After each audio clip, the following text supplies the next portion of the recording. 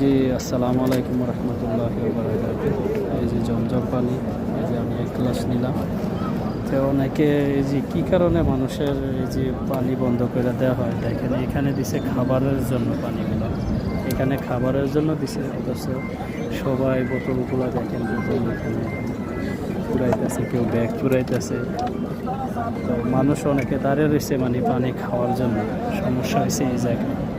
তো ওই পাশে আপনার ওদিকে কিন্তু অলরেডি বড় আপনার করে দিছে, ওই যে ওই পাশে দেখেন, ওই যে দেখা যাইতেছে এখান থেকে মানুষের পানি নিতে আছে, দেখতেছেন মনে হয়। আপনাদেরকে জুম করে দেখাই, ওই পাশে পুরো একবার করে দিছে উন্মুক্ত, যে ওইখান থেকে বোতল মোতল আপনারা যা পারেন সবাই নিতে পারবে পানি। কিন্তু কিন্তু এই পাশে এগুলো হচ্ছে অ্যালাও না, কিন্তু তারপরেও মানুষের বোতল ব্যাগ এখান থেকেই উড়াইতেছে। তো মানুষের বিবেক বলতে কোনো কিছু নেই। তো